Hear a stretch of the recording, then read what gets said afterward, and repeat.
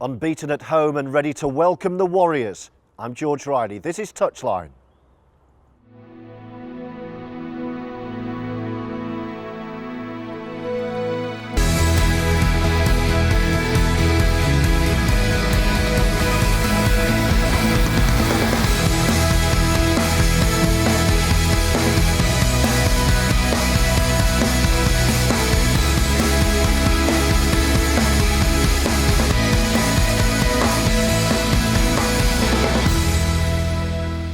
Hello again, welcome to Super League Touchline. Glorious t-shirt weather here in Castleford. It's been a strange old week for the Tigers, off the field at least, with a couple of high-profile departures.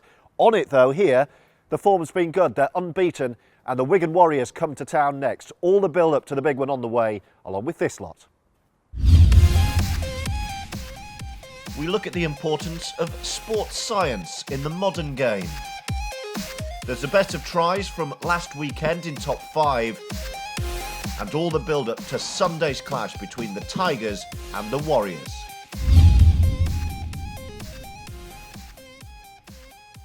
Science and technology are playing an increasingly important role in modern sport. And as such, SLTV has been to spend a day with Mark Bitcon, the Wigan and England conditioning expert, to find out a bit more.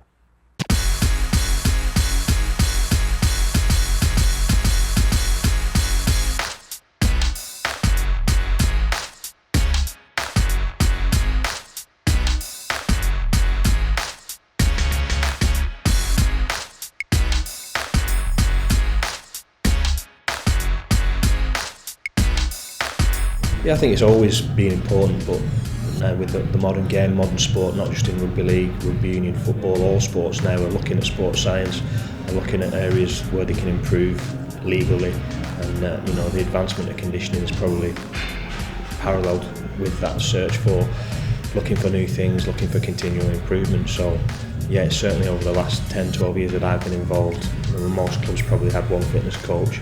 Now, using us as an example here at Wigan, we have 3 or 4 guys, sports scientists, nutritionists, and we have a large medical staff, physios, therapists, and obviously 2 or 3 doctors. So the performance side of things has changed over the last 10-12 years, and most sports now do have that kind of backup team, and probably people don't realise that the preparation and the backup that goes on to get these guys on the field every weekend.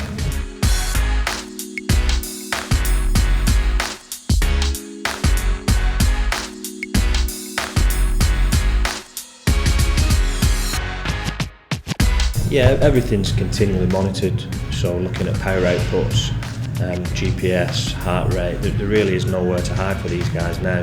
They get urine tested, blood tested on a weekly basis, saliva measurements to look at fatigue and other markers, so they really are heavily tested on a weekly basis. It goes into a computer system, the players fill in a set of questionnaires every morning at Wigan and with England, and we use that information to try and guide the coaches on what's required for that day, what's required for the weekend. And like I say, science is important in the whole thing, but it can't lead your programme. It gives you some insight to where the guys are at, but it's really important that the coaches get done what they need to do, which is a lot of their game prep for the weekend. So we're just here to support that. We're certainly not here to drive what happens every day. We support that, and we use the science in that context. A balancing act as well, because obviously these guys are going out on the pitch of the weekend and getting smashed around. Is it a fine balance between overdoing it and doing just about enough to keep them in top peak condition? Yeah, it's obviously working very, very hard in pre-season, then we'll get into the season. Pre-season isn't really a time that players enjoy, even those conditioners enjoy it. When we get into the season, it is about getting them at the games in the best possible condition, mentally and physically. So yeah, we use all these monitors in place to make sure that we're not going over the top with certain sessions, and we work very heavily with the coaching team and the medics to make sure that every weekend the guys are where they need to be, like I say, physically and mentally, and that happens here at Wigan Warriors, but also at international level. I'm very fortunate to work with a great group of medics here at Wigan Warriors and coaches who are very understanding and very forward thinking, and likewise with England it's much the same. There's the best coaches from all over the competition, and it's great to work in both camps, and I've really enjoyed doing that over certainly the last 3 or 4 years with Wigan and with England.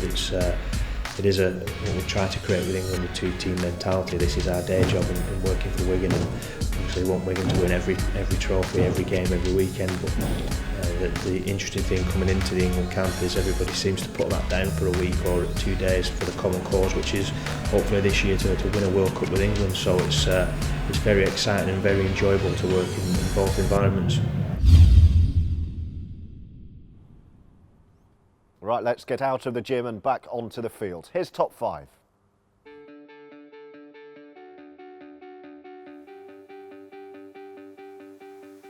First up this week, ton up for one of the great players of the Super League era. Monaghan with the break for Warrington, Mickey Hyam, 100 career tries.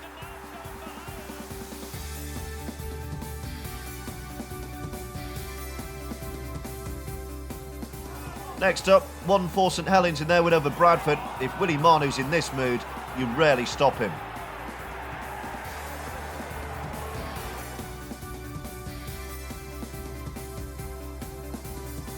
Salford against Hull KR was some game. This was some try from Jack Murphy, wriggling clear past Eden and over.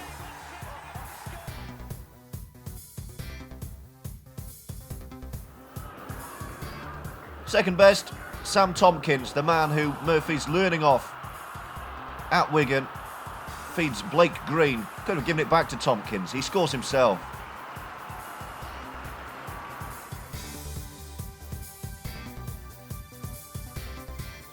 Top try this week, though, from the top team, the Melbourne Storm, the World Club champions in their win over Leeds. If you're going to lose your World Club crown, you may as well do it to a try like this. Here you go. I'll tell you what, you have it. It's the try of the week.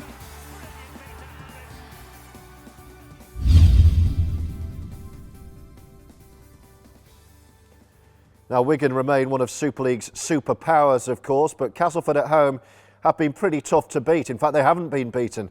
They've won against Leeds, the defending champions, and drawn against the Catalan Dragons. So that's some record. Wigan will arrive here knowing that they'll take the Tigers lightly at their peril.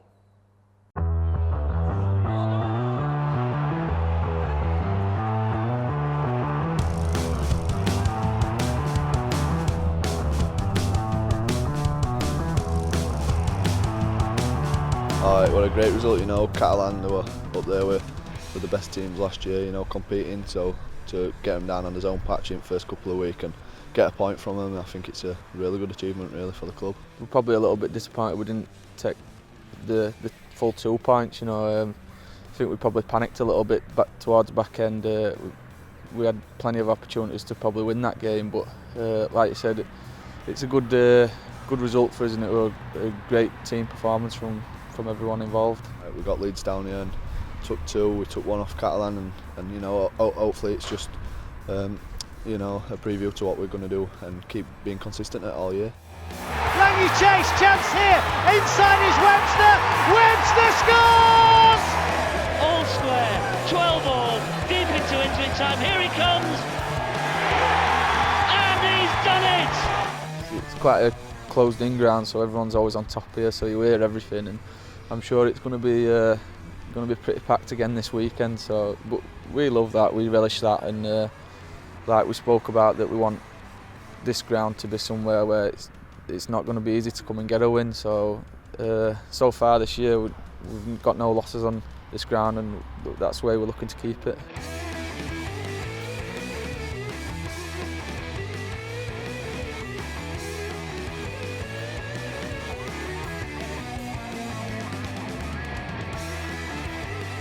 We haven't really had an easy start if you look at our fixtures, so but we're enjoying it. We want to get in and play these big teams and test ourselves, really. So yeah, we're looking forward to it. We're definitely going to be coming prepared. Fetch all his best tricks, and hopefully we can get 2 points off him. So good luck to Cass and to Wigan for the big one this weekend, and to all those involved, whether playing or supporting from afar. Of course, it could be a tasty old round. So check out SLTV from Monday to view all the highlights, and we'll be back with Touchline next week. See you then.